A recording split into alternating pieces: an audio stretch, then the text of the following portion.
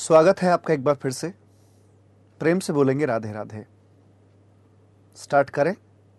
Yes sir. आओ प्रभु। अब तुम सोच रहे होगे साहब बोल के गए थे ब्रेक की, कपड़े चेंज कैसे हो गए। मैं सोच तो रहा था कि वही वाले कपड़े पहन के चलूं, पर हमने क्या दिक्कत है।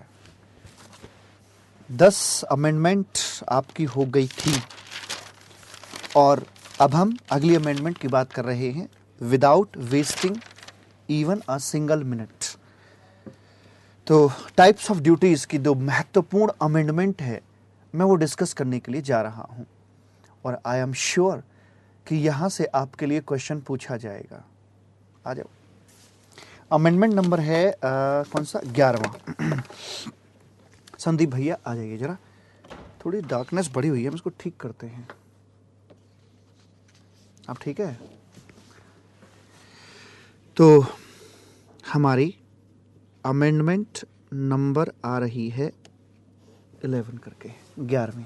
ठीक है? और चैप्टर का नाम आ गया है, ये कुर्सी नीचे चली गई है क्या? ऊपर हो सकती है, देखना जरा। Types of duties. ठीक है?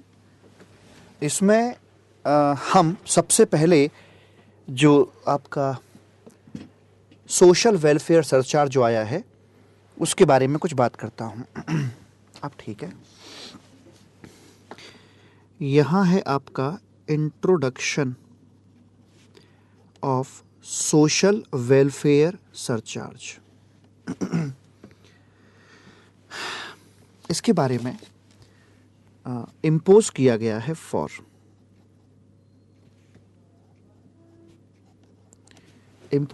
For education,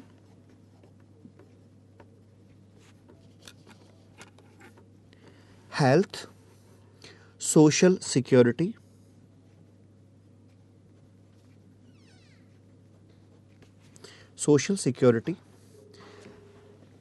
and utilise for the same. जो सेस होती हैं या सरचार्ज है, नेचर लगभग उसका वही जैसा है, इनके नाम से ये इकट्ठा किया जाता है और इसी के नाम पर इसे खर्च कर दिया जाएगा। ये जो इंट्रोड्यूस हुई है इसके बारे में आगे लिखेंगे। बाय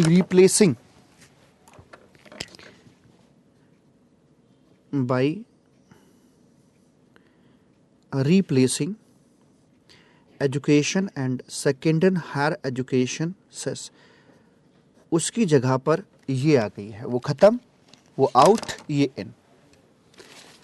दूसरा पॉइंट है to be computed at the rate of 10% on BCD plus CVD 31। ध्यान दीजिएगा, जिस हिसाब से जिस वैल्यूज पर आपकी एजुकेशन सेस काउंट करी जाती थी, उन्हीं वैल्यूज पर आपका ये सोशल वेलफेयर सरचार्ज कैलकुलेट किया जाएगा। अगला पॉइंट है it is an additional levy. ये एक अतिरिक्त लेवी है, मतलब ऐसे नहीं कि किसी पर्टिकुलर BCD का पार्ट हो या कुछ हो, it's a separate and independent levy. And जो फाइनेंस एक्ट 2018 के द्वारा लॉन्च करी गई है, and all legal provisions of custom act 1962 shall apply. जैसे जो CVD वगैरह होती हैं वो कस्टम टैरिफ एक्ट की ड्यूटीज होती हैं, तो उनके लिए हम जो लीगल प्रोविजंस है वो कस्टम एक्ट 1962 वाले ही इस्तेमाल करके चलते हैं। डिमांड, रिफंड, ये वो फलाना ढिमका, वही इसके लिए भी इस्तेमाल किए जाएंगे, है ना। और चलो जी, इसकी बात हो गई। दूसरी बात मैं आपको बता देना चाहता हूं बाबू कि एक अमेंडमेंट और आई है।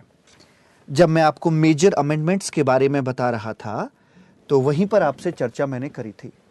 हमें जरा हमारे भैया संदीप भैया दिखाएंगे जरा यहाँ पर थोड़ा, हाँ, कि ये इंट्रोडक्शन ऑफ SWS, इसकी बात मैंने कर ली आपसे, और इसी के चलते बैगेज का रेट भी चेंज हुआ है, ये बात मैं आपको बता चुका हूँ।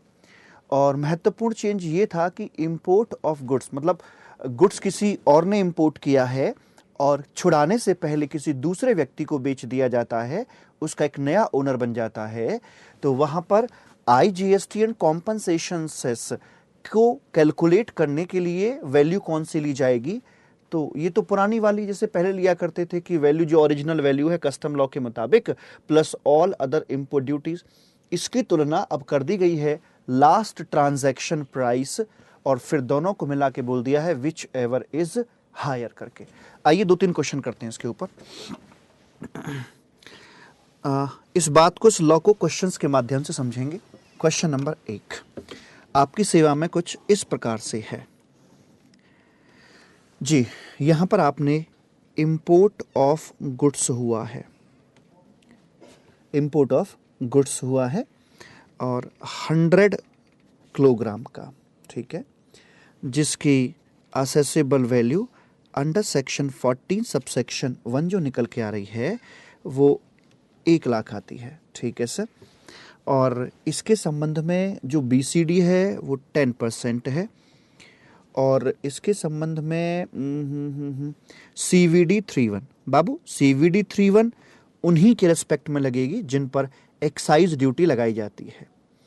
तो फॉर एग्जांपल टोबैको मान सकते हैं कि आपने टोबैको यहाँ पर इंपोर्ट किया था जिस पर CVD 31 की भी लेवी आती है।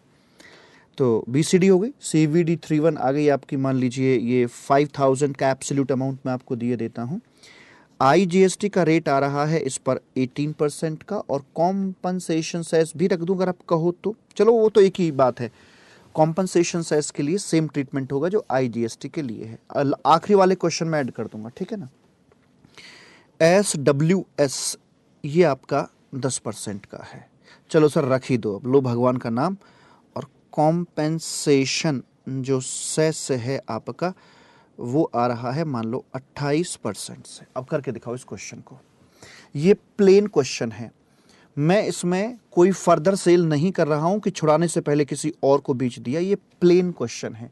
यहां पर मेरा फोकस है, टारगेट है SWS की कैलकुलेशन, ठीक है ना। तो आंसर कुछ ऐसे निकल कर आएगा कि साहब देखो जो वैल्यू है अपनी वो आ गई 1 लाख रुपए। SWS को वो जगह देना जहां पर आप लोग एजुकेशन सेस को रखते थे ना, इसको वहीं पर प्लेस करना, ठीक है। ये आपकी 1 लाख की आ गई, प्लस इसमें हम BCD ऐड कर देंगे 10% से, 10,000 वो आ जाएगी, ये आ जाएगा 1,10,000। उसके बाद में फिर यहाँ पर आ जाएगा आपका CVD 31 करके, वो 5,000 आपको कैलकुलेटेड दे ही रखा है, 1,15,000 की बात हो गई। प्लस अब यहाँ आया करता था ना एजुकेशन सेस, बस इसी जगह पर रख दो, इसी जगह पर रख दो social welfare surcharge at the rate of 10%। हम अपनी जो एजुकेशन सेस निकालते थे वो BCD और इस वैल्यू के ऊपर निकाला करते थे, तो 15,000 का 10% हो गया 1500। इसका मतलब 1,16,500 ये हमारी वैल्यू यहाँ पे निकल के आ जाती है। अब इसके ऊपर लगा दीजिए आप अपना IGST लगा दीजिए और प्लस कॉम्पनसेशन सेस, क्योंकि दोनों के लिए वैल्यू तो एक ही रहेगी, 1,16,500।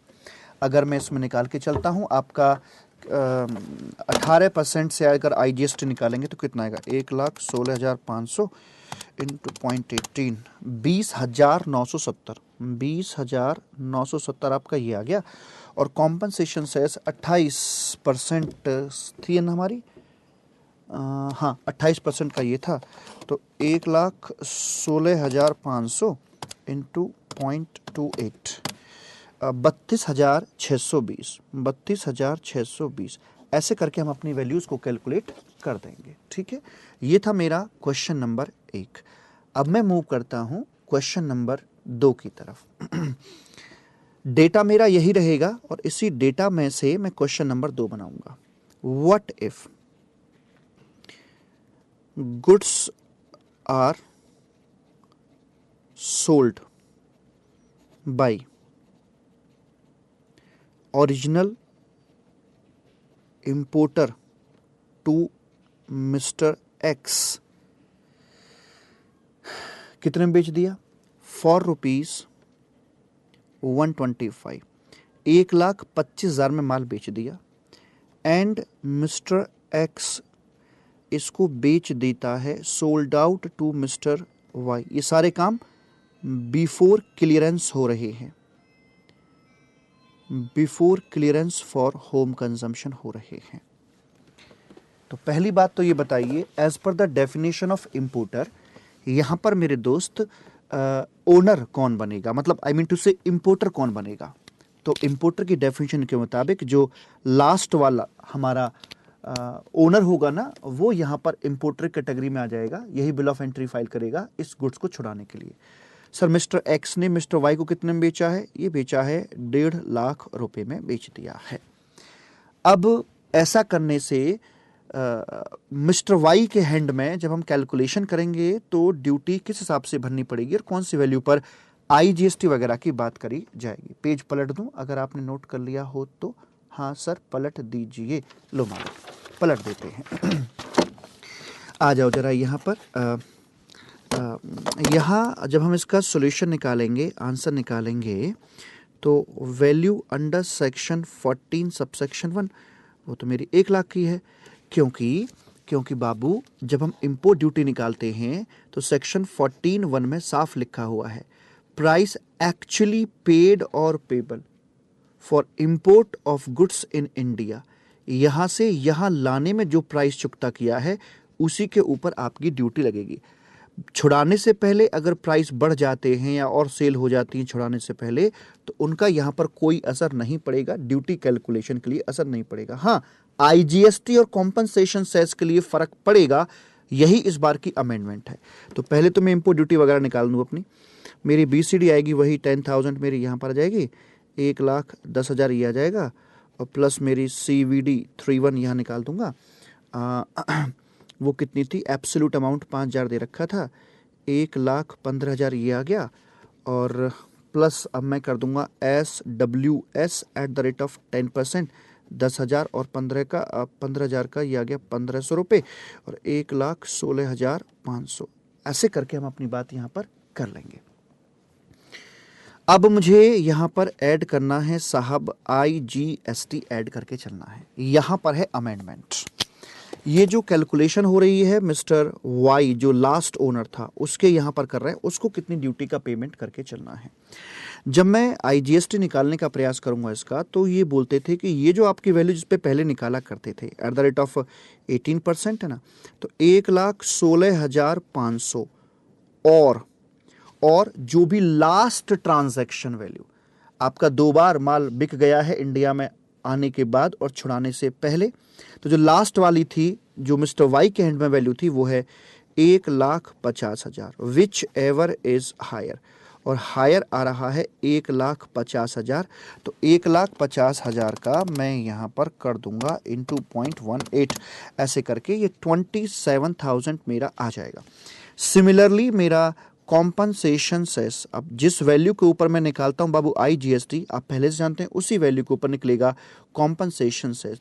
तो ये भी अपना ऑन 1,50,000 यानी कि जो वैल्यू निकल के आ रही थी ये वाली, और आपका last transaction price which average higher, ये फार्मूला दोनों के लिए काम करके चलता है।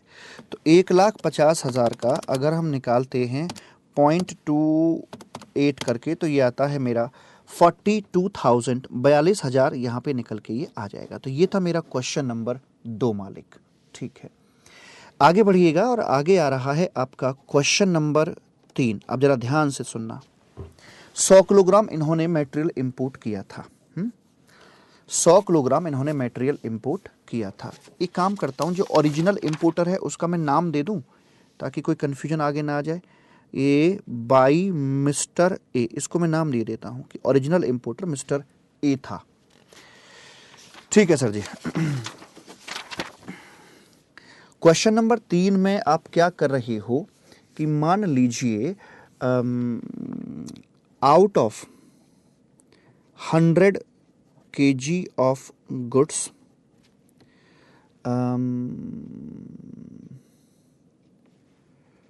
40 kg का जो गुड्स था,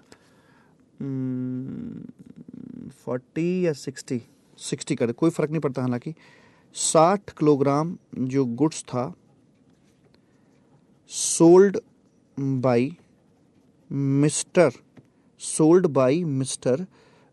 ए to mister X for rupees कितने में, ये बेच दिया मान लीजिए 75,000 रुपीज़ में। ओके, एंड मिस्टर एक्स इसे बेच देता है to mister Y for rupees 90,000 में बेच देता है। और ये सारा काम कब हो रहा है? Before clearance. बैलेंस जो गुड्स था 40 kg ट्रांसफर्ड टू वेयरहाउस में से डाल दिया जाता है, and later on mister A इसे क्लियर कराता है फॉर, मैंने मतलब उसी गुड्स को ना बांट दिया, कुछ की सेल कर दी और कुछ को वो खुद ही यहां पर छुड़ा कर लाएगा। बाकी rest of the data same है।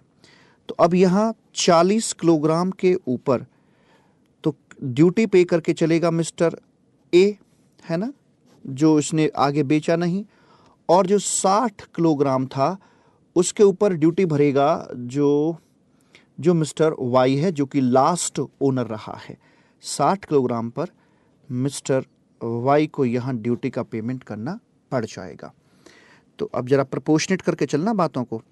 वैल्यू 100 किलोग्राम की 1 लाख रुपए की थी, तो ऑटोमेटिकली इसकी वैल्यू आ जाएगी 40,000 रुपये। सिमिलरली मतलब 40% माल बेच दिया ना, सॉरी 40% अपने पास रह गया और 60% उसको बेच दिया था। ओके, तो BCD 40% के हिसाब से निकालना कितनी आएगी? सर वो आ जाएगा 10% का रेट था ना, 4,000 की आ जाएगी, तो 44,000 आपका ये बन जाता है। इसमें आप CVD 31 ऐड करेंगे, पूरे पर 5,000 थी तो 40% के हिसाब से 2,000 की आपकी ये आ जाएगी, ये बन जाता है 46,000। अब इसमें आएगा आपका SWS सोशल वेलफेयर सरचार्ज आ जाएगा एट द रेट ऑफ 10%। कौन कौन सी फिगर का? एक इसका और एक इसका, यानी कि 6,000 का 10%, 600 रुपये यहाँ आ गए, और ये 46,600 टोटल बन जाएगा। अब इसमें ऐड कर दीजिए आप IGST प्लस कॉम्पनसेशन सेस। ये वाला 40 किलोग्राम फर्दर नहीं बेचा गया, तो ये तो अपना नॉर्मल तरीके से 46,600 पर ही कैलकुलेट कर दिया जाएगा, इसमें तो कोई लफड़ा ही नहीं है। तो ये 46,600 का 18%, 46,600 इंटू 0.18, ये आएगा 8388 ये आ जाएगा, एंड 466 इतना 46,600 इंटू 0.28, 13,048 रुपये का आपका ये निकल कर आ जाएगा। तो ये तो ऐसे हो गया ना, लाइक क्वेश्चन नंबर 1 है ना, बस प्रपोर्शनेट किया है मैंने। जैसे क्वेश्चन 1 था, ये उसकी भांति हो गया, बस बातों को प्रपोर्शनेट कर दिया गया है। जब मैं यहां पर आऊंगा 60 किलोग्राम के लिए बात करके चलूंगा, तो जो वैल्यू है वो कितनी आएगी? वैल्यू तो वहीं से बात करके चलेंगे ना, अंडर सेक्शन 14 सब सेक्शन, क्योंकि वैल्यू तो आपकी जो इम्पोर्ट ड्यूटी वगैरह है वो तो सब उसी पे निकलेंगी। फॉर्मूला जो चेंज आया, जो अमेंडमेंट आई है, वो तो IGST और कॉम्पनसेशन सेस के लिए है। तो 14(1) के मुताबिक हम क्या करने वाले हैं? हाँ जी, 14(1) के मुताबिक ये 60% का मतलब हो गया 60,000। कितना हो गया बाबू? 60,000 रुपये की बात यहाँ पर हो जाती है, और प्लस यहाँ पर हम जोड़ देंगे अपना BCD at the rate of 10%, which will comes to 6,000 rupees, and the total will be 66,000, and now we will add CVD 31 on 100 kg goods. CVD 31 was 5,000, और 60% के लिए हो जाएगा ये 3,000 रुपीज़ हो जाएगी। ओके जी, टोटल बन जाता है 69 बनेगा ना, सॉरी 69,000 का आपका ये टोटल यहाँ पर बन जाता है। Now we will add social welfare surcharge at the rate of 10% on 6,000 plus 3,000, that mean on 9,000, it will comes to 900 rupees, and total is 69,900. Okay, now we will add IGST। हाँ, अब यहाँ देखा जाएगा कि अब ये देखो कि आपकी कौन सी वैल्यू ज़्यादा है।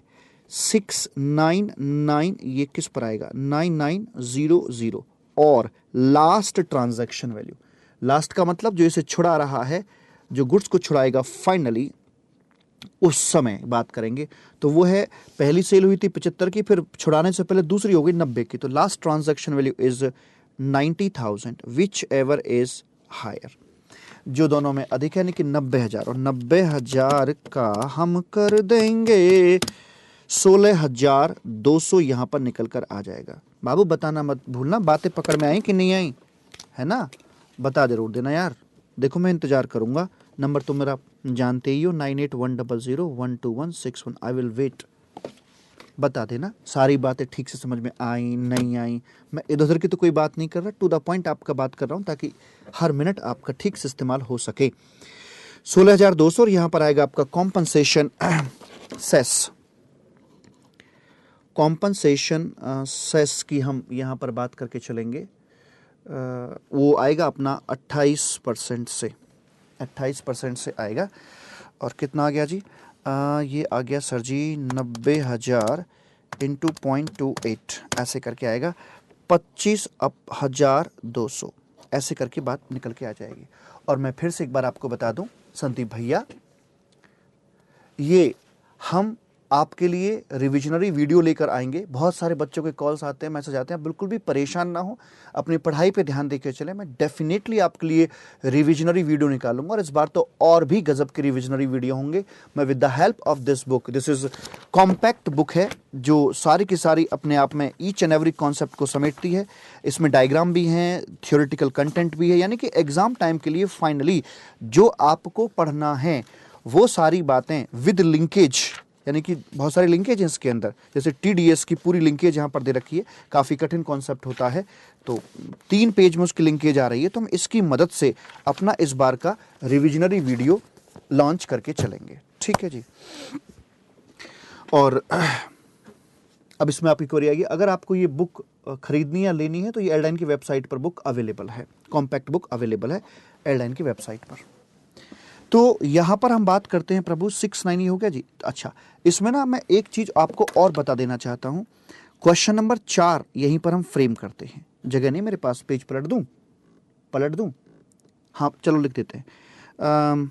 व्हाट विल बी, गजब बात बता रहा हूं, will be the,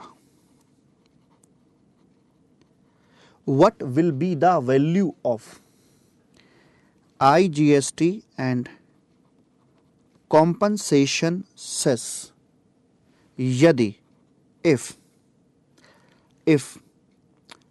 last transaction value जो 90,000 था, अगर उसे मैं रिप्लेस कर दूं विद कितने से, अगर मैं उसे रिप्लेस कर देता हूं विद 60,000, अगर उसे हम 60,000 रुपए से रिप्लेस कर देते हैं, तो फिर क्या इसी क्वेश्चन नंबर 3 के अंदर आप मुझे बता सकते हैं, इसी के कंटिन्यूएशन में दरअसल ये चौथा पार्ट ना, तो क्या निकल के आएगा। तो फिर क्या होगा, तुलना के मुताबिक 69,900 और 60,000 last transaction price whichever is higher, उसकी बात हो जाएगी। इसका मतलब ये कि जो आपका IGST निकलेगा, आंसर दे रहा हूं चौथे क्वेश्चन का, जो IGST निकलेगा आपका 69,900 और 60,000 जो दोनों में अधिक हो, दैट इज 69,900, इसका निकलेगा 18%। कितना आएगा जी, 69,900 इंटू 0.18, 12,582 रुपये, 12,582 रुपये आपके ही आ जाएंगे।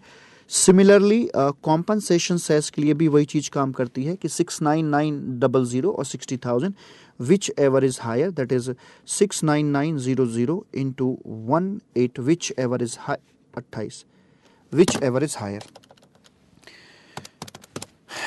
इंटू 0.28, 19,572 रुपये, 19,572 रुपये ऐसे करके हमारी बात हो जाएगी। तो मैंने आपको 2 मेजर अमेंडमेंट कराई बाबू, एक सोशल वेलफेयर सरचार्ज की और दूसरा ये जो हमारे अमेंडमेंट आई थी कैलकुलेशन को लेकर कि अगर गुड्स छुड़ाने से पहले बेच दिया जाता है तो आईजीएसटी और कॉम्पनसेशन सेस को किस प्रकार से कैलकुलेट किया जाएगा। ठीक है, तो अब यहाँ देखेंगे जरा, तो मैंने ये वाला पार्ट आपका ख़त्म कर दिया है।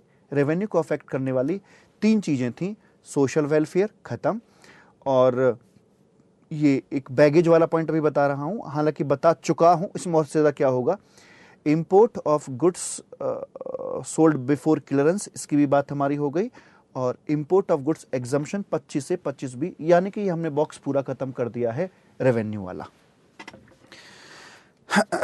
अमेंडमेंट कितनी हो गई मालिक, देखते हैं।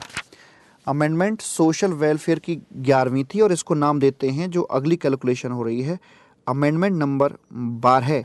हम इन 4 क्वेश्चंस को नाम देकर चल रहे हैं। अमेंडमेंट नंबर 12 बुक से देखने की ज़रूरत नहीं पड़ेगी, वादा नहीं दावा है हमारा बाबू। आप रीडिंग करना चाहो कर लीजिएगा, इतना सारा कंटेंट मैंने ख़त्म करा दिया है। आईजीएसटी एंड कॉम्पनसेशन सेस, यहाँ जो इस ब्रैकेट में लिखा होता था आपका education and secondary higher education cess, वो ख़त्म हो गया है और यहाँ पर आ गया है SWS eight the rate of 10%, और फाइनेंस एक्ट 2018 की आपकी ये देन है। ठीक, तो ये सारा कंटेंट हो गया आपका। ये पूरा कंटेंट मैंने क्वेश्चन आंसर के माध्यम से करा दिया। अगर एक एक शब्द समझ में ना आए रीडिंग में एक बार में तो कहिएगा। और इस सारे कंटेंट की हम अपनी बात कर चुके हैं, ये पूरी बात सोशल वेलफेयर सरचार्ज तमाम बात हम अपनी कर चुके हैं।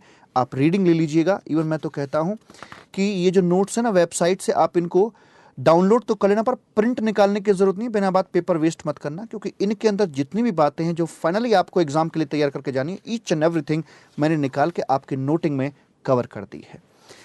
अगला चैप्टर है आपका ड्यूटी ड्रॉबैक का। जी, अमेंडमेंट नंबर 13 की तरफ हम मूव करने के लिए जा रहे हैं। अमेंडमेंट नंबर 13, और कोटवा उतार देते हैं अब बहुत देर से पहन रखा है। ये लीजिए अभिषेक भैया। संदीप, हमारी शक्ल ना बीच बीच में दिखा दिया करो बाबू, हमें भी मन करता है हमारा, हमको देखें। टाइम कितना हो गया अभिषेक? हमें कितना टाइम हो गया पढ़ाते हुए?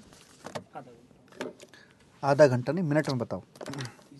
30 मिनट एक्यूरेट। चलो आ जाओ। अमेंडमेंट नंबर, अब छोटे छोटे अमेंडमेंट हैं। अमेंडमेंट नंबर है आपका 13 करके। जी 13, तो इसमें कुछ नहीं है, बल शब्द सुधार मैं इसे बोल के चलूंगा। यहाँ है शब्द सुधार अंडर सेक्शन 74 और 75। इसमें हम ड्यूटी ड्रॉबैक की बात करके चलते हैं। इसमें रेफरेंस आता है कि वन ऑफ द कंडीशन की आपका गुड्स एक्सपोर्ट होना चाहिए।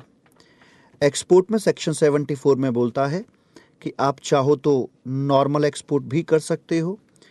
74 में बोलता है अंडर सेक्शन 74 ये बात होती है, या फिर आप बाई पोस्ट भी एक्सपोर्ट कर सकते हो, या फिर आप एज बैगेज भी माल को भेज सकते हो। सेक्शन 75 के अंदर एक्सपोर्ट जो किया जाता है वो कर सकते हैं for claiming duty drawback normal तरीके से, जहाँ पर शिपिंग बिल वगैरह आपके बनाए जा रहे हैं वैसे कर सकते हैं। पोस्ट से भी किया जा सकता है, लेकिन बैगेज इसके अंदर अलाउड नहीं था। हम ये बात जानते थे, बैगेज अलाउड नहीं होता था। तो पोस्ट के केस में एक रेफरेंस आता था इसकी एंट्री का। भाई नॉर्मल केस में बिल ऑफ एंट्री होती है या शिपिंग बिल होता है, लेकिन पोस्ट के केस में जो एंट्री होती है उसके लिए रेफरेंस था अंडर सेक्शन 82 का। अंडर सेक्शन 82 का रेफरेंस यहाँ पर लिया जाता था। सेक्शन 82 डिलीट हो गया है और इंपोर्ट या एक्सपोर्ट बाय पोस्ट के जो एंट्री वाले प्रोविजंस हैं वो सेक्शन नंबर 84 क्लॉज ए में जाके रेगुलेशंस के माध्यम से वो बता दिए गए हैं। सेक्शन 84 क्लॉज ए के अंदर। तो इन्होंने क्या किया कि सेक्शन 82 डिलीट तो हो गया था, पर कई जगहों पर अभी भी वो लिखा हुआ था, जैसे सेक्शन 74, 75 के अंदर इसका रेफरेंस आ रहा था कि एंट्री अंडर सेक्शन 82। तो उसको ठीक किया इन्होंने कि भाई साहब अब वो 82 नहीं रह गया है, अब वो चली गई है बात आपकी क्लॉज ए ऑफ सेक्शन 84 के अंदर। तो ये कोई प्रैक्टिकली कोई अमेंडमेंट नहीं है, जो कहीं छोटी मोटी गलतियां रह जाती है, कमावेशी रह जाती हैं, उनको सुधारा गया है और कुछ नहीं है। जैसे कि section 74 goods are entered for export by post, कि आपने भाई 74 बोलता ना कि आपने एक्सपोर्ट बाई पोस्ट किया हो, एज पर सेक्शन 82 तो पहले ही खत्म हो चुका है, तो उसकी जगह पर जो सही नाम आना चाहिए वो यहाँ पर रिप्लेस कर दिया गया है। ऐसे ही सेक्शन 75 के अंदर जब एक्सपोर्ट की बात करता था बाई पोस्ट, तो 82 को काट कर उसकी जगह सेक्शन 84 की क्लॉज ए का रेफरेंस दे दिया गया है। तो बस यही है और कुछ नहीं है इसके अंदर। ये अमेंडमेंट थी आपकी ड्यूटी ड्रॉबैक के चैप्टर के अंदर। अब अगली अमेंडमेंट बैगेज चैप्टर की है, जो मैं आपको पहले भी बता चुका हूं माय डियर मेजर चेंजेस के अंदर, कि इसका जो बेसिक रेट होता है वो 35% का होता है। पहले एजुकेशन सेस लगा करती थी 3% के हिसाब से, 35% का 3%, तो इफेक्टिव रेट 36.05% आया करता था। लेकिन अब लगेगा 10% का SWS, जो 1 फरवरी 2018 से इफेक्टिव हो चुका है। तो ये लगाया जाएगा जी आपके ऊपर। अब तो इफेक्टिव रेट बन जाएगा 35 का 10% 3.5, और 35 और 3.5 हो गया 38.5% बैगेज का रेट कंसिडर किया जाएगा। वही बात आपके यहाँ पर आ रही है, 35% प्लस सोशल वेलफेयर सरचार्ज और एजुकेशन सेस यहाँ से डिलीट कर दिया गया है। इंपोर्ट एक्सपोर्ट बाई पोस्ट के अंदर क्या प्रोविजंस हैं? ज़्यादा कोई बड़ी बात नहीं, कोई बहुत बड़ी अमेंडमेंट नहीं है बाबूजी। अब अमेंडमेंट खतरनाक वाली नहीं रह गई हैं। खतरनाक अमेंडमेंट तो खैर आसान ही है, ज़्यादा कठिन नहीं है। आप इंटेलिजेंट है ना, तो आपके लिए हर चीज़ आसान हो जाती है। आगे कह रहा है import by post. Import by post का जो प्रोविजंस हैं वो एक्सटेंड कर दिए गए हैं टू कोरियर। जो बाई कोरियर इंपोर्ट एक्सपोर्ट होता है, तो जैसे पोस्ट वाले प्रोविजंस हैं, वही प्रोविजन कोरियर के माध्यम से अगर इंपोर्ट एक्सपोर्ट होगा उसी के ऊपर लागू किए जाएंगे। तो वही बात यहाँ पर जोड़ दी गई है कि जहाँ जहाँ पर पोस्ट की बात आ रही थी वहीं वहीं पर जैसे present a list to postal authorities, जो आपका पार्सल आने पर लिस्ट वगैरह दी जाती थी, और ऑथराइज्ड कोरियर। सिमिलरली जहाँ जहाँ पर पोस्टल अथॉरिटीज़ थी वहाँ वहाँ ऑथराइज्ड कोरियर वर्ड आ गया है, जहाँ जहाँ पोस्ट है वहाँ वहाँ कोरियर वर्ड आ गया है। अमेंडमेंट तो एक है, लेकिन करस्पॉन्डिंगली कई जगह पर इसने धब्बे लगा दिए हैं। तो अब इंपोर्ट बाई पोस्ट के जो प्रोविजंस हैं अब वो कुरियर के ऊपर भी एप्लीकेबल करवाए जाएंगे। उसके बाद में आती है आपकी अमेंडमेंट नंबर 15 करके मालिक। इसमें क्या है? 15 के अंदर है बेसिकली सीजर एंड कॉन्फिस्केशन संबंधी हम बात करने वाले हैं। Seizure and confiscation. एक और पेन था ना ऐसा, सीजर एंड कॉन्फिस्केशन। तो आप देखिए जरा बाबू, मैंने आपको जो मेजर चेंजेस की पहली शीट बना कर दी है उसके मुताबिक हम ये कह रहे हैं कि कंट्रोलिंग टूल के तहत कई सारे प्रोविजंस को इन्होंने क्विक बनाया है और स्ट्रिक्ट किया है और इन्होंने इनको क्विक बनाने का प्रयास किया है ना? हाँ सर, एकदम ठीक कह रहे हो। तो कैसे क्विक और स्ट्रिक्ट किया है? जैसे कि पहली जो अमेंडमेंट इन्होंने डाली है वो है extension in period of show cause notice. Heading है extension in period of show cause notice. Seizure हो जाने के बाद में डिपार्टमेंट की तरफ से एक नोटिस असेसी को आया करता था, जिसका ओरिजिनल टाइम, अगर ये यहाँ पर आपकी सीजर की डेट दे रखी है तो उसके 6 महीने के अंदर अंदर शोकोज नोटिस आ जाना चाहिए था। अगर इतने समय में नहीं आ पाता है तो हम इसे एक्सटेंड भी कर देते थे। इसके अंदर फर्दर 6 मंथ का एक्सटेंशन पॉसिबल था माय डियर। लेकिन एक्सटेंशन किस वक्त दिया जाएगा? पुराने समय के अंदर क्या करते थे, ओल्ड टाइम के अंदर, कि ये 6 महीने का पीरियड बीत गया है ना, और एक्सटेंशन हुआ नहीं। अगर एक्सटेंशन नहीं होता है तो after the expiry of this period अधिकारी को वो माल उस व्यक्ति को वापस करना पड़ेगा जहां से सीज करके लाया है। अपनी लेट लतीफी और सुस्ती के कारण ये यहां तक आ जाया करते थे और एक्सटेंशन भी ना हुआ और गुड्स भी ना लौटाया। जब असेसी कहता था भाई साहब 6 महीने हो गए नोटिस नहीं आया, मेरा गुड्स मुझे वापस करो, तो ये क्या चीटिंग करते थे? बैक डेट से। ये यहां पर खड़े होकर बैक डेट से बातों को, उस प्रोविजन को एक्सटेंड कर दिया करते थे। बस इसी प्रैक्टिस को खत्म करने के लिए अमेंडमेंट लेकर आए। कैसे थोड़ा ना कि तुम आलसी बने रहोगे और ऐसे करके एसएससी का हरासमेंट करोगे। अगर आपको एक्सटेंशन देना है तो एक्सटेंशन कभी भी रेट्रोस्पेक्टिव नहीं जाएगा, प्रोस्पेक्टिव जाएगा। अगर एक बार ये डेट निकल गई उसके बाद आप एक्सटेंशन की बात कर रहे हो तो वो आपका मान्य नहीं होगा। दैट मीन एक्सटेंशन हो सकता है तो before the expiry of 6 month, और उसे आप सूचित भी करोगे, उसको बताओगे भी एसएससी को कि हाँ आपके केस में एक्सटेंशन हुआ है। कहीं आप और उल्टी सीधी चीटिंग कर डालो, इसलिए 6 महीने से पहले पहले करोगे, इसकी एक्सपायरी से पहले पहले करके चलोगे एंड इन्फॉर्म करोगे अबाउट एक्सटेंशन। तो यहां पर कहा जा रहा है कि एक्सटेंशन ग्रांट किया जाएगा बिफोर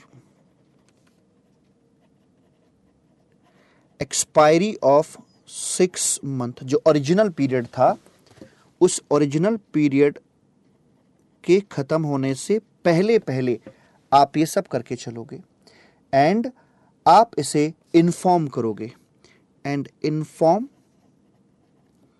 टू कंसर्न्ड पर्सन। कहने का तात्पर्य ये है, क्रक्स ये है कि अब एक्सटेंशन रेट्रोस्पेक्टिव नहीं हो सकता, एक्सटेंशन बैक डेट से एप्लीकेबल नहीं हो सकता है। जो पहले चीटिंग कर लिया करते थे तो क्विक बनाया है, या तो यहां तक कर लो वरना फिर आपका नुकसान होगा डिपार्टमेंट जी।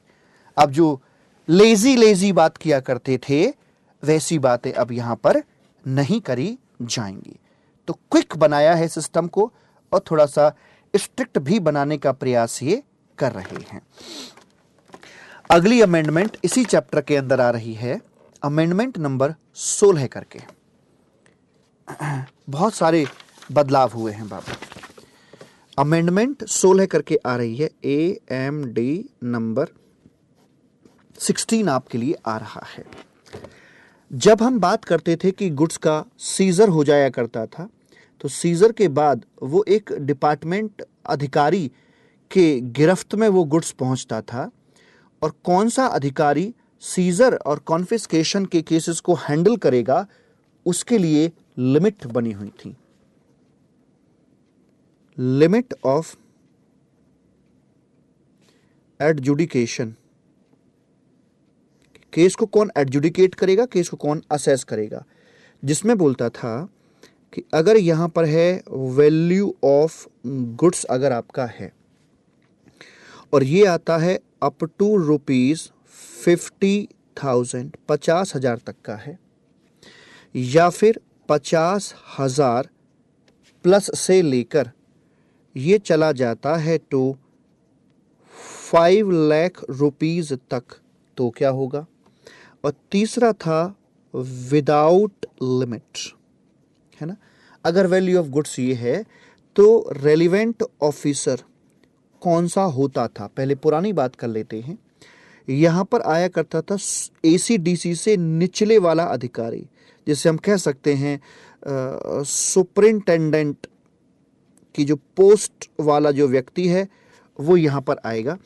इसके लिए ACDC हैंडल करता था और इसे कमिश्नर या जॉइंट कमिश्नर हैंडल किया करते थे। ये थी आपकी पुरानी लिमिट्स। स्केल है हमारे पास में, ये हमारी यहाँ पर पुरानी लिमिट्स दे रखी हैं। अब हमारे पास जो नई लिमिट्स आई हैं, जो नए अधिकारी हैं, वो कौन कौन हैं? यहाँ पर आ गए हैं बाबू ऑफिसर।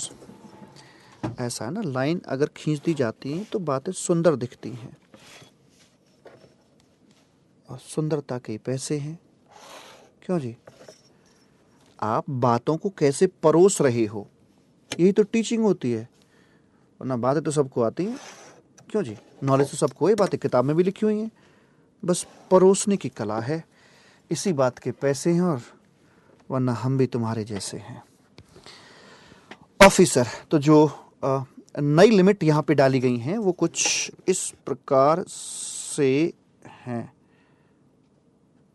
अधिकारी जो रखे गए हैं, ये लास्ट वाला बॉक्स तो ज्यों का त्यों रखा गया है कि विदाउट लिमिट, कमिश्नर और जॉइंट कमिश्नर, और इन दोनों के लिए डाल दिया है नोटिफाइड ऑफिसर। नोटिफाइड ऑफिसर मतलब अब किसको देंगे, क्या करेंगे, कैसे करेंगे, वो एक अलग बात है। तो इसका मतलब without limit, joint commissioner, commissioner और अदरवाइज मामलों में नोटिफाइड ऑफिसर अब यहां पर देखकर चलेंगे। तो कहीं ना कहीं सिस्टम में बदलाव किए जा रहे हैं, इंटरनली भी और एक्सटर्नली भी। उसके बाद में आती है आपकी अमेंडमेंट नंबर 17 मेरे बाबू।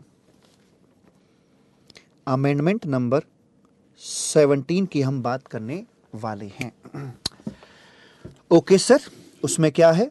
इसमें है जैसे मान लीजिए एक क्वेश्चन के रूप में मैं आपसे बात कर रहा हूं कि आपने गुड्स सीज किया, उसकी वैल्यू निकल कर आ रही थी 5 लाख रुपए की। उसके बाद डिपार्टमेंट की तरफ से एक शो कॉज नोटिस इशू कर दिया जाता है। Later on for ₹5 lakh value of goods एक नोटिस यहां पर दे दिया जाता है। लेटर ऑन फाउंड आउट, कुछ और पता लगा, 60,000 रुपए की वैल्यू ऑफ गुड्स ये और डिटेक्ट किया जाता है। तो इसके लिए क्या एक सप्लीमेंट्री शोकोज नोटिस इश्यू किया जाना चाहिए कि नहीं किया जाना चाहिए? सप्लीमेंट्री शोकोज नोटिस का जो कॉन्सेप्ट है वो आपके जीएसटी के अंदर भी मौजूद है, पुराने टाइम में एक्साइज के अंदर भी मौजूद था। लेकिन जब यहां पर हम नोटिस दे रहे हैं कि बताइए सीजर तो हमने कर लिया है, हम आपके गुड्स को कन्फिस्केट क्यों ना करके चलें, इसका एक शोकोज नोटिस जाता है। तो क्या इसके लिए एक सप्लीमेंट्री शोकोज नोटिस की व्यवस्था होनी चाहिए कि नहीं? The answer is yes. यही है आपकी अमेंडमेंट माय डियर, कि supplementary show cause notice can also be issued in case of seizure and confiscation. Right, छोटी छोटी सी बातें हैं, मामूली मामूली सी, आपके लिए तो वैसे ही बहुत छोटी हैं। उसके बाद में एक 18वां अमेंडमेंट आ रहा है। पहले इस बात को समझाया जाता था, केस स्टडी के माध्यम से जजमेंट आ रखी थी, लेकिन लेटर ऑन इसे लॉ का हिस्सा बना दिया गया है। मुझे बताइएगा, यहां पर गुड्स का सीजर होता है। एक क्वेश्चन पूछ रहा हूं मैं आपसे, गुड्स का सीजर हो जाता है, ठीक है सर जी, हो गया सीजर, आगे बताओ। आप सीजर हो गया और उसके बाद में इसकी कुछ प्रोसेस हुई, प्रोसीडिंग्स चली, और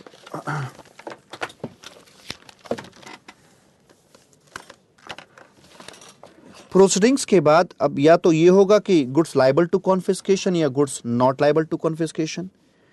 ये प्रोसीडिंग्स के बाद रिजल्ट निकल के आया कि गुड्स आपका जो था वो not liable to confiscation.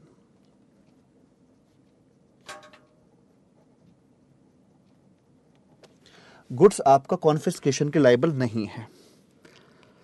Goods यहां से रिटर्न कर दिया जाता है। जब गुड्स रिटर्न हो रहा था, ऑन सच इवेंट डिपार्टमेंट का जो ऑफिसर है वो पता क्या कह रहा है, डिमांड कर रहा है कि मैं तेरा गुड्स दे रहा हूं, रिडम्पशन फाइन ला। रिडम्पशन फाइन की डिमांड करता है। बाबू मेरे, आप ही बता दो कि असेसी केस जीत गया है, goods not liable to confiscation, goods वापस हो रहे हैं। अब इस वापसी पर भी वो रिडम्पशन फाइन की बात करके चल रहा है। तो पुराने समय में इसके लिए सुप्रीम कोर्ट की जजमेंट होती थी, और वो जजमेंट ये आती थी इस तरह के इश्यूज के रिस्पेक्ट में कि व्हेन कि जब नो कॉन्फिस्केशन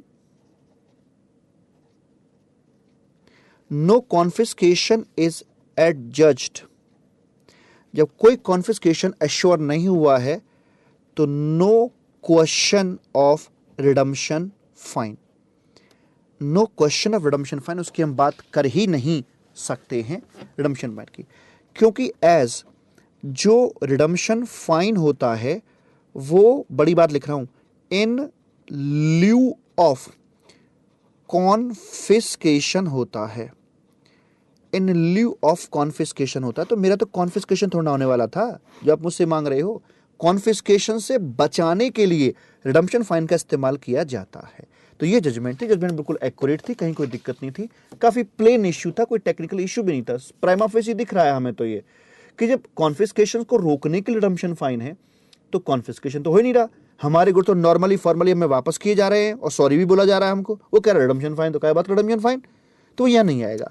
तो ये जो जजमेंट थी यही आज आपके लिए बन गई है, एक अमेंडमेंट का रूप ले गई है। ठीक है मालिक, तो ये आपकी हो गई अमेंडमेंट नंबर 18, और जिसका नाम है कि जब कन्फिस्केशन नहीं तो no question of redemption fine, that's all. उसके बाद में हम बात कर रहे हैं कि जो कमियां चल रही थी, जो खिचड़ी बनी हुई थी, उनको ठीक किया जा रहा है, और सीजर कॉन्फिस्केशन में अच्छी खासी मेहनत करी गई है इस बार के लिए। अमेंडमेंट नंबर 19 की तरफ मैं आ रहा हूं, और मजे की बात यह है कि ये वाली अमेंडमेंट मैं आपको पहले बता चुका हूं। प्रेम से बोलेंगे राधे राधे। मेजर चेंजेस में जब स्ट्रिक्ट और क्विक करने की मैं बात कर रहा था, वहीं पर मैंने आपको ये बता दी। अमेंडमेंट नंबर 19 है ना, एक बार चेक कर लूं, हाँ 18 हो गई। अमेंडमेंट नंबर 19 की हम बात करने जा रहे हैं।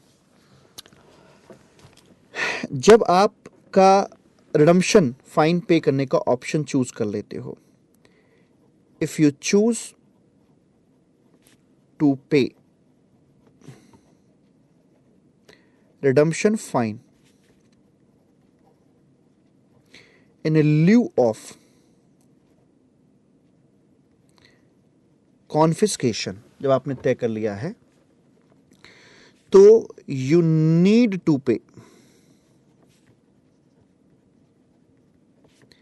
You need to pay such fine, बताओ कितने समय में, within a period of 120 days, 120 दिन में, from the date of option, from the date of option, जिस दिन आपने ऑप्शन एक्सरसाइज किया या जिस दिन आपको ऑप्शन दिया गया था उसके 120 दिन में। If you don't pay with in 120 days, तो option to pay redemption fine आपका वॉइड हो जाएगा, एंड जो गुड्स है वो आपका कॉन्फिस्केट हो जाएगा। तो क्विक और स्ट्रिक्ट, फटाफट जो करना है करो भाई, खत्म करो, लटकाइए मत चीजों को। तो इस तरह से यहां पर एक छोटी सी अमेंडमेंट आपकी ये वाली डाल दी गई है। अब आगे जो बात कर रहे हैं उनमें कोई ज्यादा खास दम नहीं है, फिर भी करेंगे क्योंकि कहीं ना कहीं तो छोटी छोटी बातें निकल कर आई ही हैं। अब हमारा चैप्टर आ गया है मिसलेनियस वाला। जरूरत नहीं है जो आगे ये बता रहा हूं, लेकिन फिर भी देख लेते हैं क्या फर्क पड़ता है। अमेंडमेंट नंबर है आपका 20वें नंबर की अमेंडमेंट है, और जिसमें कह रहे हैं power to prohibit, section number 11 आता है एक, करने की जरूरत नहीं लेकिन फिर भी मैं करा रहा हूं। Power to prohibit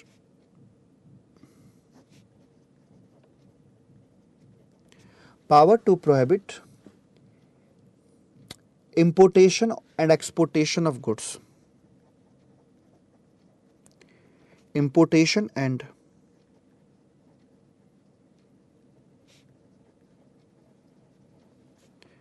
exportation of goods।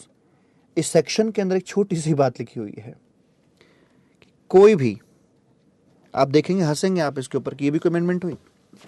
Any prohibition और restriction,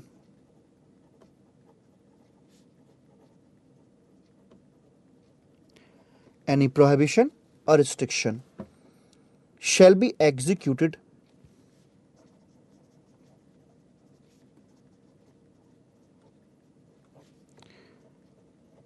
under this act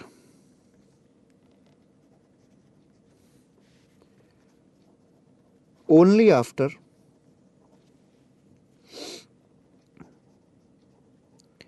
issuance of notification in this regard। ये भी कोई बात हुई? तो क्लैरिफिकेशन है एवं टाइप कि कोई भी हर रोज नई प्रोहिबिशन रिस्ट्रिक्शन लगती रहती हैं, तो उसके चलते हुए कह रहे हैं कि कोई भी इस तरह की जो रिस्ट्रिक्शन वगैरह तब तक लागू नहीं होगी जब तक कि उसके संबंध में जो प्रॉपर एक नोटिफिकेशन इशू ना हो जाए। आगे है अमेंडमेंट नंबर 21 करके। इसमें आपका एक नया सेक्शन इंसर्ट किया गया है ऑडिट के लिए, बताया था मैंने।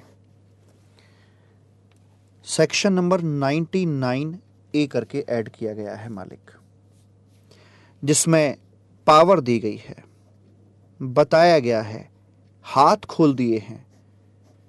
जैसे हमारे देश की सरकार ने हमारे देश की सेना के हाथ खोल दिए हैं, और हाथ खोलते ही करिश्मा आपके सामने है। Power, proper officer may carry out, proper officer may carry out audit of assessment,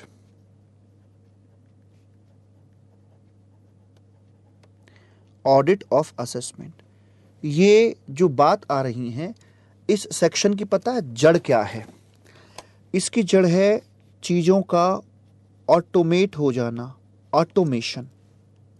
automation के चलते हुए एक अच्छे खासे ऑडिट की जरूरत पड़ेगी, और उसके लिए सेक्शन नंबर जो अपना कौन सा था, 17 था, उसके अंदर एक आखिरी पॉइंट था ऑडिट का, वो पॉइंट डिलीट कर दिया गया। क्यों? क्योंकि आपके लिए यहां से ये नया सेक्शन इंसर्ट हो गया है, ऑडिट ऑफ असेसमेंट। यही तो था ना सेक्शन 17 के अंदर, इसलिए सेक्शन 17 के अंदर से ऑडिट वाला जो पॉइंट था लास्ट वाला, वो डिलीट कर दिया गया था। Proper officer may carry out audit of assessment of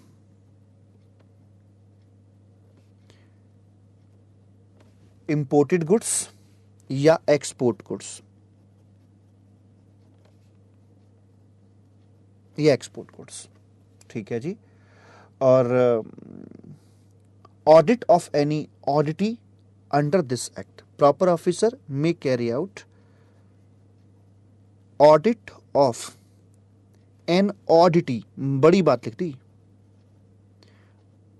ऑडिटी, TEE, AUDITEE, auditee under this act, under this act. ये ऑडिटी कौन है जी? है जिसका ऑडिट होना है वो ऑडिटी। फिर भी थोड़ा सा बता दो सर खुल के। हाँ बता रहे हैं, रुकिए जरा। ये आपका ऑडिटी यहां पे लिखूंगा।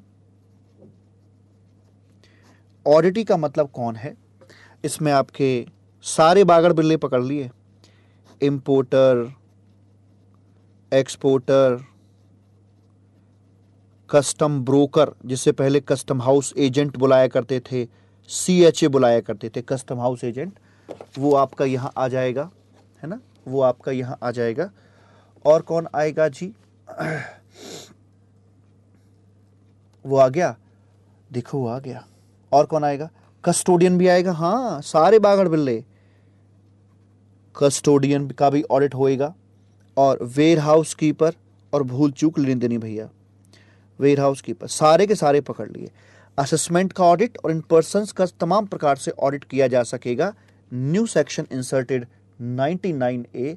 और इन्हीं शब्दों के कारण, बिकॉज इसका इंडिपेंडेंट सेक्शन बन गया है, सेक्शन 17 से ऑडिट का पैरा डिलीट कर दिया गया था। भाई हो क्या रहा है? तमाम अमेंडमेंट को इकट्ठा जोड़कर देखो तो आपको समझ में आएगा।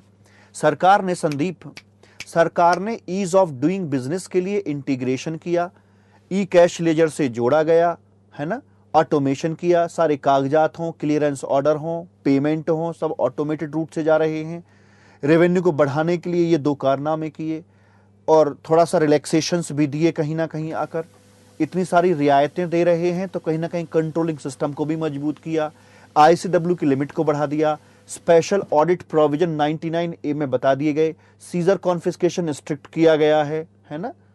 और ये कुछ छुटपुट बातें, इन डॉक्यूमेंट का नाम बदल गया, बोर्ड का नाम बदल गया, ऐसे करके हमारी बात आ रही है। तो पहली शीट में लगभग आपकी सारी अमेंडमेंट बाबू कवर हो जाती हैं। उसके बाद में एक आता है आपका अगला पॉइंट, C अमेंडमेंट एक और आती है, जिसको हम बोलते हैं यहाँ पर आकर, संदीप भैया, हाँ यहाँ पर आकर बोलते हैं अमेंडमेंट नंबर, कह सकते हो आप इसे, कंट्रोल्ड डिलीवरी का एक ना, कंट्रोल्ड डिलीवरी करने की जरूरत नहीं। एक पॉइंट है कंट्रोल्ड डिलीवरी के संबंध में, मैं आपको दिखा देता हूं कहां पर है, but not relevant at all. Control delivery में ये बोलेगा, ये सेक्शन है, आप चाहो तो देख लेना वरना जरूरत नहीं है।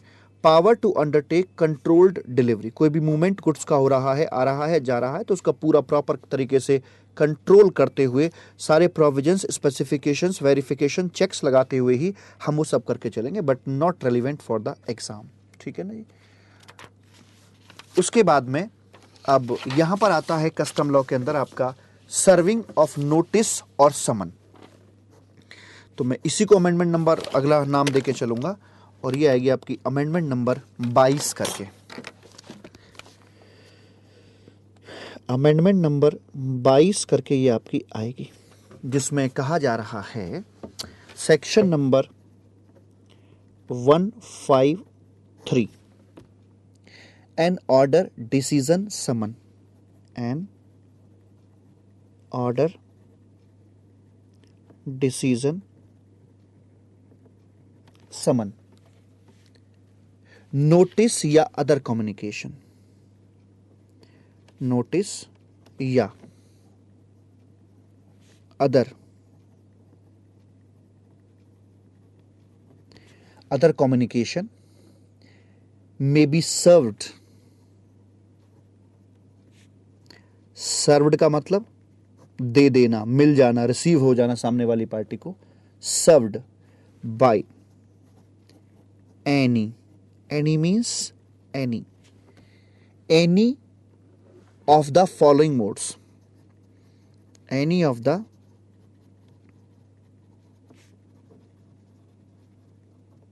following modes। ये सेक्शन बिल्कुल ऐसा दिया गया है जैसे कि जीएसटी में है।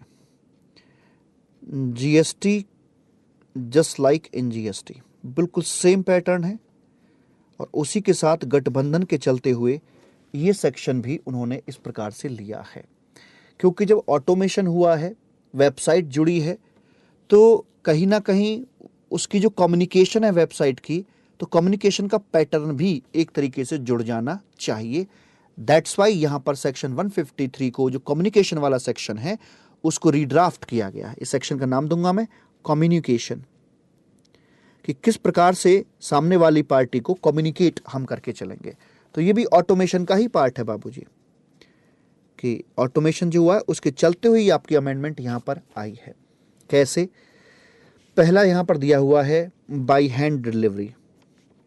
बाई हैंड डिलीवरी, डिपार्टमेंट से किसी को भेज दिया और जाके बाई हैंड पकड़ा दिया।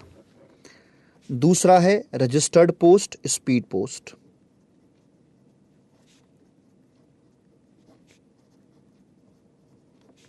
रजिस्टर्ड पोस्ट, स्पीड पोस्ट, ये दूसरा आ जाता है। उसके बाद में आता है ईमेल।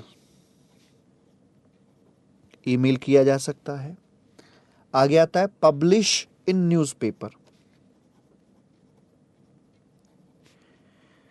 इन न्यूज़ पेपर। बाबू एक महत्वपूर्ण बात समझना, यहां वर्ड लिखा है any of the following modes. ऐसा कुछ नहीं है कि पहले ये तरीका अपनाओ, ये ना हो तो फिर ये ना हो तो फिर ये। जितने भी तरीके बताए जा रहे हैं आप उनमें से कोई सा भी चुन सकते हो। पुराने लॉ के अंदर जब एक्साइज वगैरह की बातें होती थी तो उसमें सीक्वेंस मेंटेन करने होते थे कि पहले ये करो, फिर रजिस्टर्ड पोस्ट, फिर बात ना बने तो ये करो वो करो। अब ऐसा चक्कर नहीं, आपको जो ठीक लगे वो कर लेना, जो कन्वीनियंट लगे वो कर लेना। ईमेल या publish in A news paper. और उसके बाद में एक और मोड दिया हुआ है affix at, affix at conspicuous place.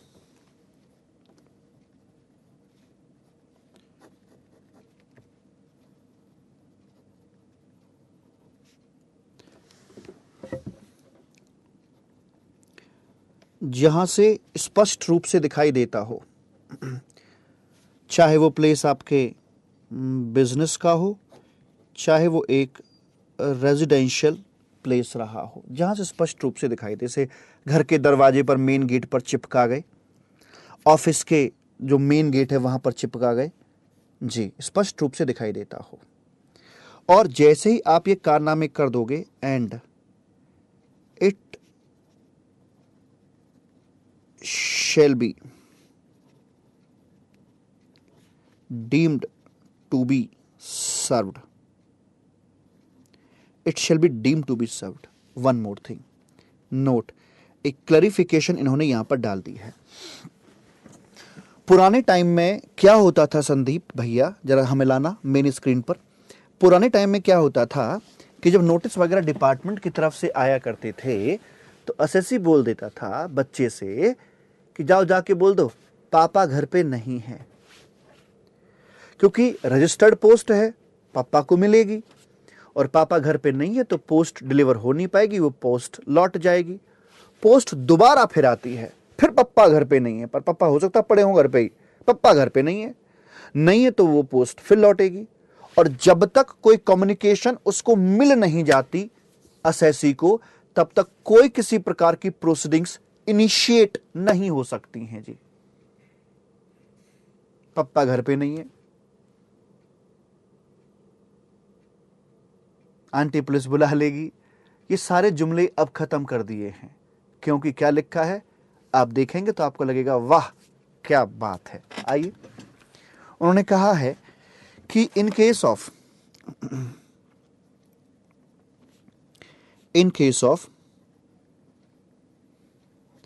Registered post, in case of registered post या स्पीड पोस्ट, रजिस्टर्ड पोस्ट हो या फिर आपकी स्पीड पोस्ट हो, तो यहां पर बोला जा रहा है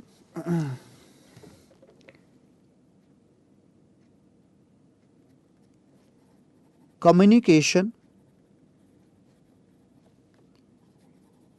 shall be deemed to be received by the person concerned after the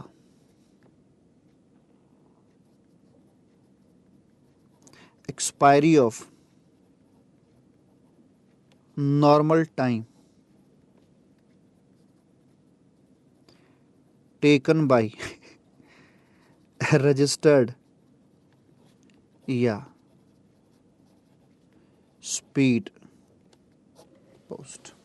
लो मालिक, अब कह लो कितना ही पापा घर पे नहीं है, तो जो भी नॉर्मल टाइम रजिस्टर्ड पोस्ट या स्पीड पोस्ट के द्वारा लिया जाता है, जैसे ही वो पीरियड खत्म होगा आपको ये कम्युनिकेशन रिसीव मान ली जाएगी एंड अकॉर्डिंगली जो भी प्रोसीडिंग्स आपके ऊपर करनी है वो प्रोसीडिंग्स आपकी इनिशिएट हो जाएंगी। तो आज की डेट में बेहतर ये है कि कोई भी ऐसी पोस्ट आती है तो कम से कम तुम्हें पता तो लग जाए हुआ क्या है ना। तो भैया पापा अब भले ही घर पे ना हो पर घर पे बुला लेना, भले ही पड़ोसी के यहाँ बैठे हो तो बुला लेना पापा को कि भाई यहाँ पे आइए और आकर देखिए हो क्या रहा है यहाँ पर, ये है ना। तो मिस्टर एक्स जो भी आपके क्लाइंट हो बोल देना कि भैया जी पापा को बुला लिया जाए, देख तो लो कम से कम, वरना पता नहीं चलेगा कि पीछे कार्रवाई शुरू हो गई। हाँ, अचानक से कार्रवाई शुरू हो गई जी, हो गई बात यहां पर हमारी। और अब हम बढ़ना चाहते हैं आगे की तरफ। आगे आता है आपका एफटीपी। एफटीपी में भी छोटी छोटी 3 अमेंडमेंट हैं माय डियर, मैं आपको बताना चाहता हूं। फॉरेन ट्रेड पॉलिसी के अंदर 3 छोटी छोटी अमेंडमेंट्स आपके लिए आई हैं। क्या हैं वो अमेंडमेंट्स? ये मैंने नोट्स के अंदर एक टेबल बना रखी है, कहो तो मैं टेबल से ही दिखा दूं, बड़ी सुंदर सी टेबल है, आपको पसंद आएगी। तो see table in notes, see table in notes.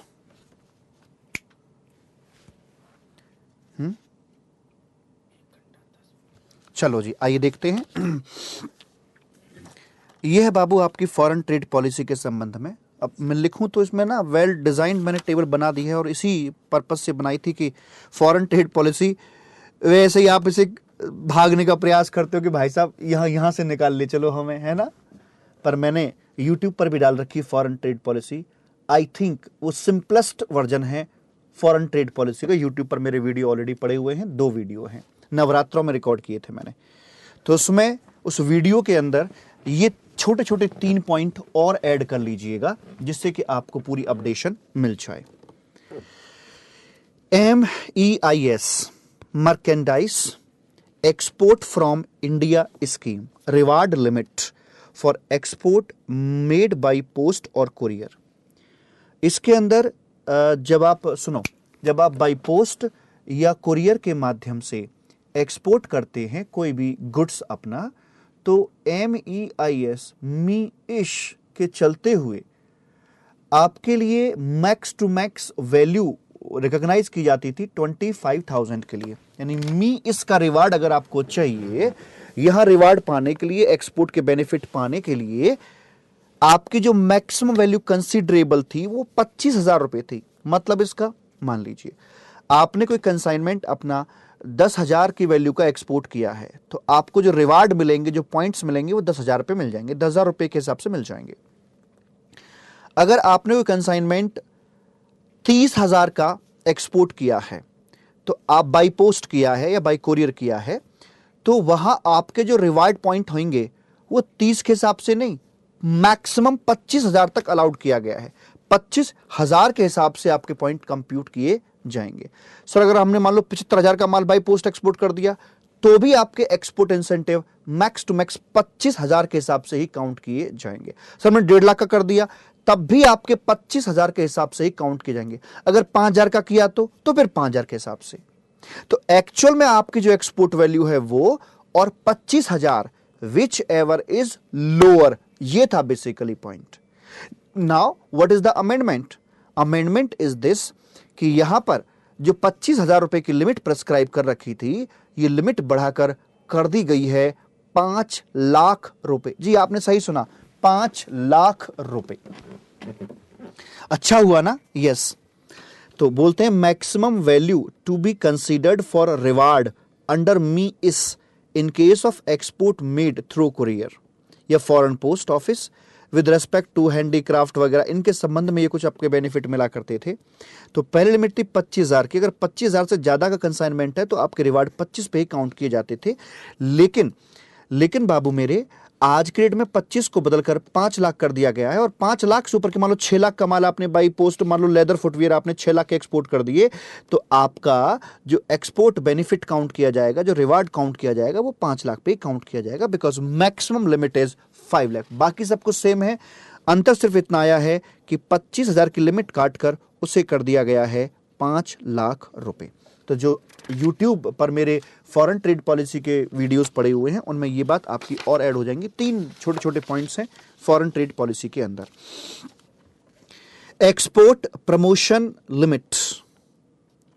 जी यहां पर क्योंकि हमें कहीं ना कहीं हमारा सपना तो यही होता है कि एक्सपोर्ट हमारा हर हाल में बढ़ना चाहिए, उसमें इंक्रीमेंट्स होने चाहिए, है ना। तो उसके लिए कुछ ना कुछ भाई बाहर सैंपल वगैरह तो भेजना पड़ेगा ना। तो उसके लिए भेजने की लिमिट पहले क्या थी और अब क्या थी? लिमिट में बदलाव आया, बाकी और कुछ भी नहीं है। Annual limit of free of cost export for export promotion for status holder, जो बड़े बड़े लोग हैं उनकी कैटेगरी बनी हुई है स्टेटस होल्डर की। तो उनके लिए क्या होता था? पुरानी लिमिट कहती थी 2% और 1 crore, whichever is lower. इतने तक का माल एक्सपोर्ट प्रमोशन के लिए आप बिना किसी फॉरेन करेंसी के इंडिया के बाहर ले जा सकते हो, कोई दिक्कत नहीं है जी। 2% किसका था? एवरेज एनुअल एक्सपोर्ट रियलाइजेशन इन 3 ईयर्स। पिछले जो 3 लाइसेंसिंग ईयर्स हैं आपके, उन 3 सालों का एवरेज निकालो, एवरेज निकालकर उसका 2% करो, जो भी निकल के आ रहा है उसकी तुलना 1 करोड़ से कर दीजिए, विच एवर इज लोअर। लेकिन अब क्या हुआ है? अब इन्होंने बाबू ये 1 करोड़ की जो बाउंडेशन थी ये हटा दी है, ये हटा दी है। तो अच्छा हुआ या गलत हुआ? बाबू अच्छा हो गया। मान लीजिए ये आपका 1,000 करोड़ निकल के आ रहा था किसी व्यक्ति का पिछले 3 साल का एवरेज। 1,000 करोड़ का 2% कितना हो जाता है? 20 करोड़ हो गया। लेकिन आपको सिर्फ विच एवरेज लोअर के चलते 1 करोड़ तक का ही माल आप बाहर भेज सकते थे। तो उन लोगों की रिक्वेस्ट थी कि यार ये क्या तरीका है, हमारा 1,000 करोड़ का टर्नओवर है, तो 1 करोड़ से क्या होगा? सैंपल वगैरह के लिए अच्छा खासा माल आगे जाना चाहिए। तो इन्होंने क्या किया? 1 करोड़ की बंदिश ये हटा दी। कहते ठीक है जी, कोई दिक्कत नहीं है। बाबू अमेंडमेंट को देखकर ये थोड़ा फील और जोश सा नहीं आता क्या कि हाँ यार, लग तो रहा है कि देश तरक्की कर रहा है, कुछ तो घटित हो रहा है अंदर ही अंदर। मुझे तो पक्की पक्की फीलिंग आ रही है। आप भी जरा मुझे बताना कि ऐसा, क्योंकि सारा कुछ ऑटोमेशन होना, सारी चीजों को मजबूत करना, टाइट करना, स्ट्रिक्ट करना, जहां कंट्रोल की जरूरत है कंट्रोल करना, जहां रिलैक्सेशन देने की जरूरत रिलैक्सेशन देना, जहां एक्सपोर्ट को बढ़ावा देने की बात है वो वैसी बात की जा रही है। फटाफट क्विकली सारे चेंज किए जा रहे हैं। तो ये लिमिट यहां से खत्म कर दी गई है। अब सिर्फ रह गया है आपका 2% की बात यहां पर रह गई है। However James and jewellery sector के अंदर जो प्रेशियस चीजें हैं, जो थोड़ा सा सेंसिटिव मानी जाती हैं, थोड़ी स्मगलिंग वगैरह भी हो जाती है, उन पर वो 1 करोड़ वाली बाउंडेशन अभी भी रखी हुई है। उनका तो 2% और 1 crore whichever is lower, उनके बारे में ऐसी बात कर दी गई है। And finally exemption for IGST and compensation cess दी जाती है। IGST कॉम्पनसेशन सेस जब आप अलग अलग स्कीम के तहत इंपोर्ट करते हो, जैसे advance authorisation scheme, export promotion capital goods scheme, EOU scheme के तहत आप जो करके चलते हो, तो ये एग्जम्पशन जो है वैलिड रहेगी। इसकी कट ऑफ डेट दे रखी थी 1/10/2018। Now the date has been extended till 31/3/2019। ऐसे करके ये हमारी बात यहां पर हो जाती है। आइए अब मैं इन तमाम बातों को बाबू आपके लिए कर देता हूं, समअप कर देता हूं, जितनी भी अमेंडमेंट्स हमने यहां पर पढ़ी हैं।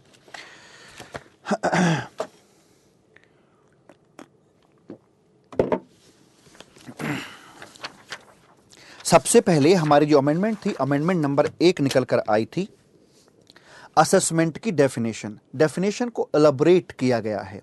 ऑटोमेशन के चलते ऐसा किया गया है, जिसमें बोलता है determination of dutiability of goods and determination of tax duty interest liability जो भी हमारा इसको डिटरमिन करना।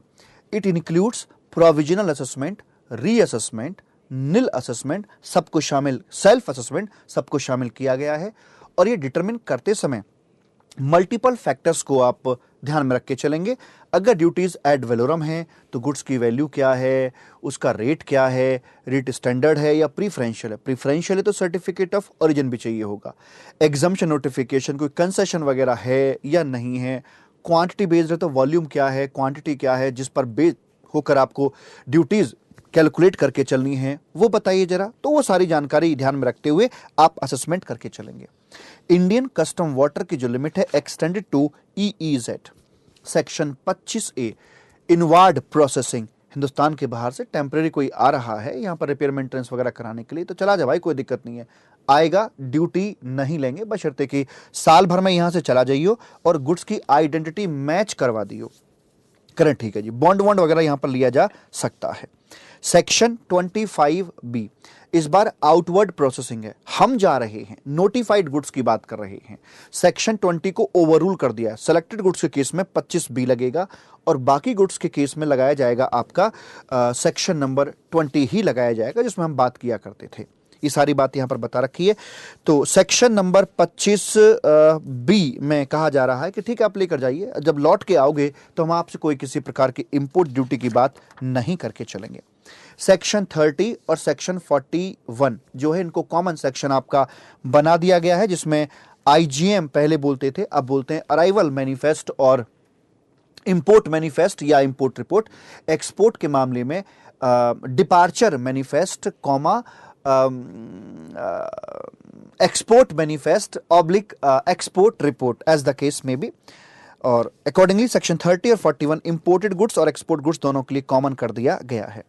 Section 46 filing of bill of entry, सबसे महत्वपूर्ण बात यह है कि इसका टाइमिंग क्या है। अराइवल के -30 डेज और +1 डे, अराइवल के -30 डेज और +1 डे के अंदर आप अपनी बिल ऑफ एंट्री फाइल कर सकते हो, इस रेंज के अंदर। इस रेंज से अगर आप बाहर जाओगे, आगे पीछे जाओगे, तो फिर वहां पर पेनल्टी प्रोविजंस आपके अट्रैक्ट हो सकते हैं। ठीक है जी।